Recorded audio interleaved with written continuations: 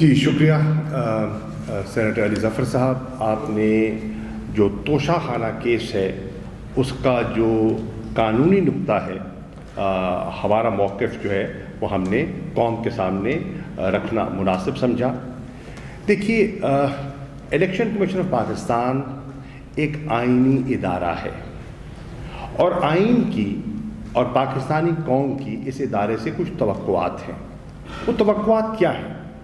آئین کا article 218 sub article 3 واضح کہتا ہے کہ اس ادارے کا بنیادی کام شفاف، فری، فیئر اور کریڈیبل الیکشنز کروانا ہے، اور یہی توقع ہے قوم کی اس ادارے سے.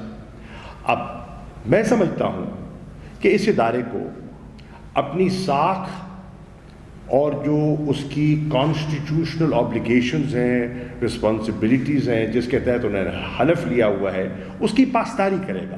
یہ ہماری توقع ہے. اور میں سمجھتا ہوں کہ یہ ادارہ ان اپنی روایات کو سامنے رکھتے ہوئے، آئینی توقعات کو، قومی توقعات کو سامنے رکھتے ہوئے ہرگز کسی کو اجازت نہیں دے گا کہ وہ اس ادارے کو کی بنیاد پر کوئی -1 فارمولا جو ہے اس کو آگے بڑھانے کی کوشش کرے. دیکھیے پولیٹیکل پارٹیز پولیٹیکل ارینا میں زندہ رہتی ہیں یا مرتی ہیں. آپ نے دیکھا کہ 9 اپریل کے بعد کئی سیاسی امتحان آئے اور اس میں تحریک انصاف نے پرفارم کیا. اللہ کا کرم ہوا کہ 17 جولائی کو جو پنجاب میں الیکشن کیا گیا اور لوگوں سے رائے لی گئی تو 20 میں سے 15 سیٹیں جو تحریک انصاف کو ملی وہ ایک عوام کا اعتماد تھا عمران خان کی شخصیت پر، ان کی ذات پر اور ان کی جماعت پر.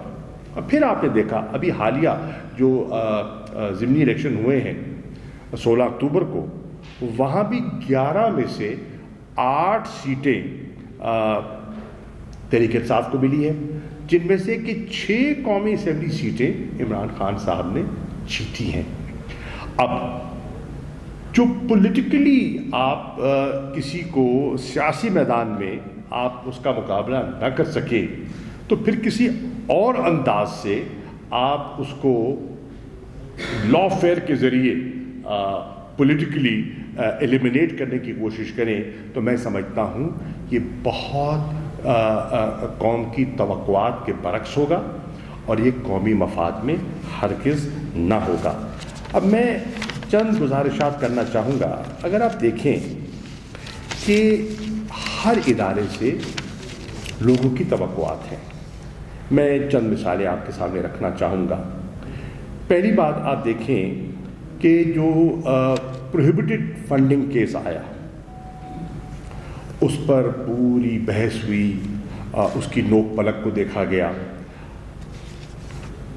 اسلام آباد ہائی کورٹ گیا، سپریم کورٹ کی سامنے وہ آیا تو انہوں نے کیا کہا، ان کی آبزرویشنز کیا ہیں، ان کی انسٹرکشنز کیا تھیں.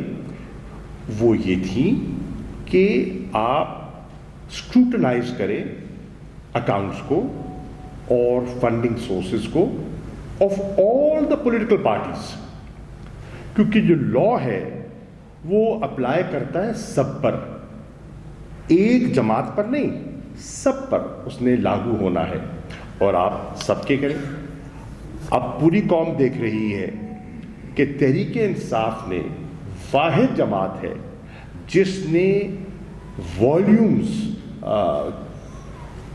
کے تھدے الیکشن کمیشن آف پاکستان کی خدمت میں پیش کیے، جس میں پورا ڈیٹا، ڈونرز، اماؤنٹس وہ دکھائیں.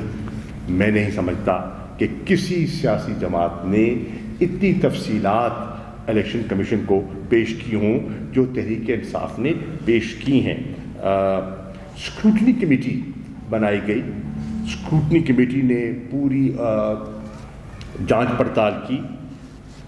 ہمیں حیرانی اس بات کی ہے کہ اسکروٹنی کمیٹی نے جہاں ہم سے سوال جواب کیے اور ہم نے جواب دیے،